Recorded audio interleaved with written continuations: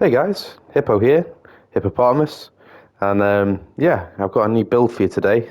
Something a little different. This is a PvP build, and I'll go through it the same way that I used to, and we'll see how we get on. Okay, so to start off with, specializations tree. This guy's going to push me out the way. Okay, maybe he didn't. So the firewall. The reason why I'm using the firewall is basically just really the main reason is because of the medkit. The medkit is absolutely crazy. Um, I guess a little health on kill wouldn't hurt in a very tight pinch, but in PvP, not really going to help so much. Burn duration doesn't really do anything for us. The grenades are okay. The spam grenades, the cluster grenades are sort of okay. We don't use a shield, um, and basically everything else here isn't really massive help. Now, the main things that I want to mention is that I've got synergizing weapons, which would be the assault rifle and the shotgun. Okay, so let's take a look at the build. So let's just go into the menu. So yeah, as you can see, I'm using the firewall. So my first weapon is a shotgun, and the reason that I'm using this is because I'm using a synergizing weapon, and I'm also using a Zero Fs, which is a Badger Tough. So I am using light glue.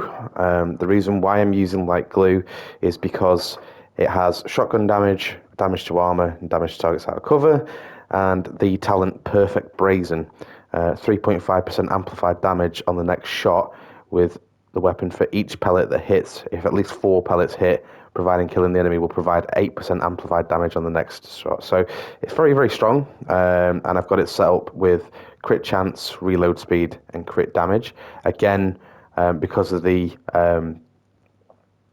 specialization, excuse me, I get the tactical short grip, which gives me 15% crit damage, which is worth taking all day.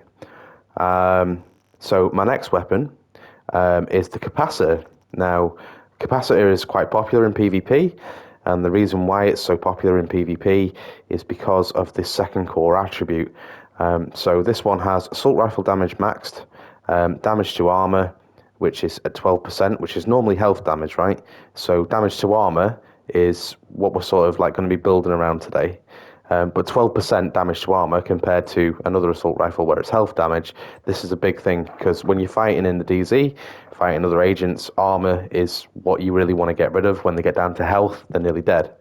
I've got damage to targets out of cover. This took a long time to get, and yeah, it's pretty much the main thing that you're going to want, damage to targets out of cover. The talent really doesn't help us. It's not going to do anything for us. It's basically a skill talent, but because of the sort of core attribute, the damage to armor, the 12%, it makes it so good that it's hard not to take anything else. Okay. And for my pistol, I'm just using a TDI card with preservation. The reason why, again, if an enemy's weak or on the floor or like an AI is around, I can quickly just shoot them in the head and get 20% of my armor back very quickly. Plus, it's going to give me an extra skill tier when I'm holding it. So onto the build. I'm using 2 pieces of Walker Harris. So I'll start with the mask and move on to the bag. So my mask is 5% weapon damage, and this ties in quite nicely with the Picaro's holster, with the given recent nerf that it's had. Picaro's holster went down from 15 weapon damage to 10. So now basically this is like giving me 15 basically with Picaro's holster. I've got this with 15 weapon damage, crit hit chance, and crit hit damage again in the mod. So the trifactor of damage. On my backpack, I'm using the Matador, and then this gives me 5% damage to armor. This is the key part. Again, we're stacking up damage to armor, which is going to destroy enemy agents' armor, which is really, really important, and this is what this build sort of builds around. For my attributes, I've got crit hit damage, crit hit chance, and crit hit damage. And the talent is Perfect Adrenaline Rush. Whenever you're within 10 meters of an enemy, you gain 23% of bonus armor for 5 seconds, stacks up to 3 times.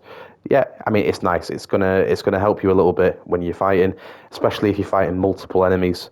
and you're among the midst of fighting against two, maybe three agents.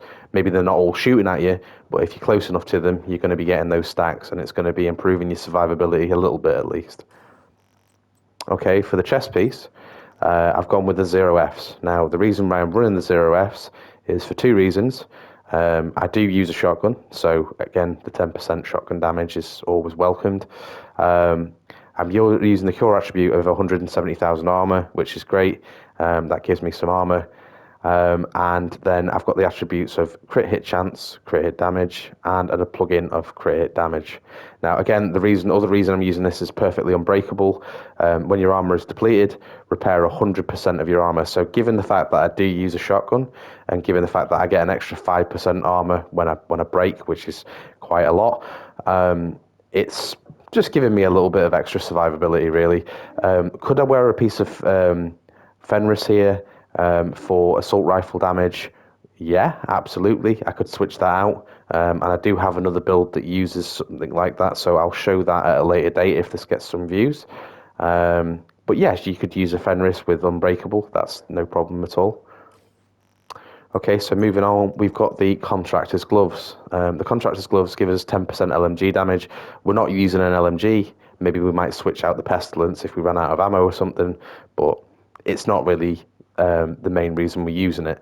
So I've got a core attribute of 170,000 armor, which is part of the setup that I'm using. You'll see that I'm running 2 red and 4 blue, which is the average sort of DZ setup for the amount of armor and damage that people tend to use. The attributes, now this is where it gets interesting. So obviously that 8% damage to armor is what we're looking for. The damage to armor, we can't find that anywhere else. And again, is a best in slot item. And it's something that we're building the build around. So it's a really key piece. We're using crit hit damage as well, again, to stack up our crit hit damage. For the holster, no surprise, it's Picaro's holster. Skill haste is nice. It's going to bring things like our blocker drone and our decoy back a little bit faster. Not by much, but it's still, every little helps with that. I've got 170,000 armor, and I have crit hit damage rolled on. Now, again, as I said, Picaro's holster took a nerf, and we can see that it only gives 10% weapon damage. Now, the 5% that we gain back from the Walker Harris, this is basically like sort of counteracting that nerf, I guess. And it's given us an extra skill tier. So when we look at our setup, we're 2 red, 4 blue. This is kind of making us like we're 3 red, 4 blue, which is nice. It's given us an extra damage core. And to finish off, I'm using the Fox's Prayer. Again, no surprise, best in slot. No, I'm not using a rifle, but I am using damage to targets out of cover on both my weapons. So that's an extra 8% damage with that, and it's multiplicative damage. I've taken a roll of crit hit chance here, and you'll see why in a moment. My crit chance is a little low, and again, with using exotics, you can't change the attachments. So when I show you the stat sheet, this will kind of make a little bit more sense. For my skills, I have a decoy. So if I'm going to go rogue, or I need to sort of run away, or something happens where I just need to sort of hide myself for a minute, I've got my decoy.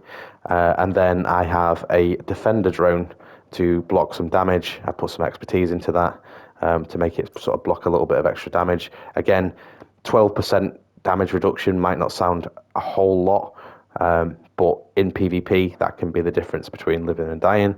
So I really feel like when you face trading, having this blocker drone out, the defender drone, will help you a lot. Okay, so that's the build. And now what I'll do is I'll just go over the stat sheet very quickly with you. So again, weapon talents are perfect brazen. Again, this works best when you get close. So getting pretty much point blank and aiming for the head as well will really maximize this. Preservation on the pistol, again, just nice if you have it. When you're in trouble in a landmark or something like that, you can just quickly kill an enemy and get some armor back, as we have no regeneration whatsoever apart from our medkits. The capacitor talent, capacitate, is it's just, it doesn't work, and it's not really giving us anything. So as of this particular build, this doesn't do anything for us. However, we've discussed it's the armor damage. Okay, so looking at our shotgun, you can see the stat sheet. We have 39% crit chance, which is good enough for a shotgun. Around 40 is okay, and 156 crit damage, 65 headshot. And the key part of this is what I've been building around, is 25% armor damage. Now, shotguns are the only weapon that actually have armor damage as the second attribute in a high number at 12%, other than the capacitor. So we're reaching 25% armor damage, which is really, really nasty. If you start hitting enemies, 25% armor damage is nasty. Okay, I'm just going to quickly switch over. So now we're using the capacitor, and again, you're going to see that we've got that all important 25% armor damage. Okay, I've got 44% crit chance, which is good. Could have another 6 and have it at 50, but I kind of prefer my crit hit damage higher, and that's at 171. Okay, so again, I'm just going to roll through the stat sheet very quickly and just show key parts.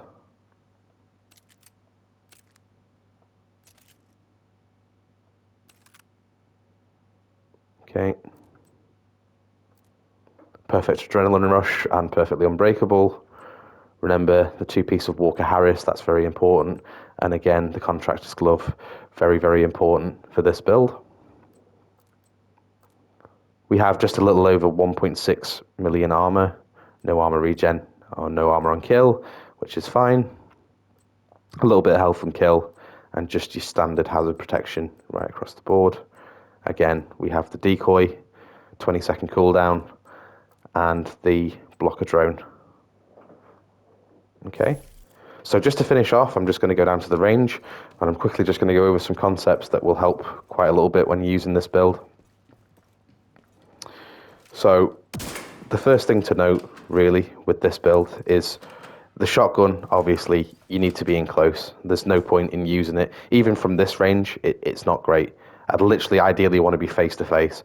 But if you can hit the body and then the head, that's great. Again, if you can just hit the head and all your pellets hit, you know, your follow-up shots are going to be great.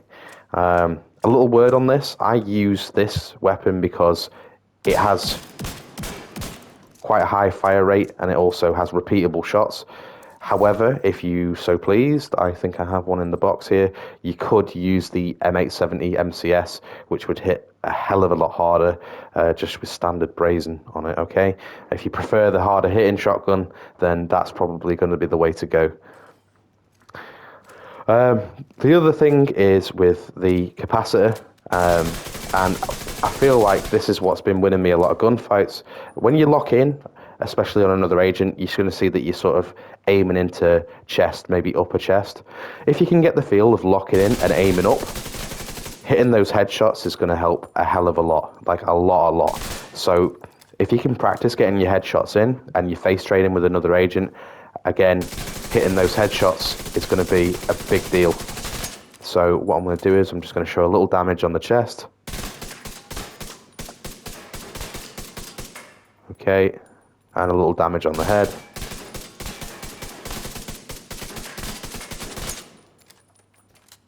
Again, on the head. But you can see once the armor breaks, our damage goes down, okay? So yeah, hopefully that helps, and it's something that I feel like I'd like a few people to check it out and see what they think. I've had some pretty positive feedback up to now, and I think it's definitely an excellent weapon, and it's a good build for PvP. So give it a try, see what you think, and leave me a message in the comments. Also, one last thing, just want to give a little shout out to Kamikaze and thank him for recently giving me a shout out in his video. He very kindly shared some content that I posted, and I think a few people that have subbed to me have come from his channel. And being a small YouTuber that I am, not posting a lot of content, you know, I really appreciate that happening. So I just want to say thanks, Kamikaze. I really appreciate what you did for me there, and see you all maybe in the next one.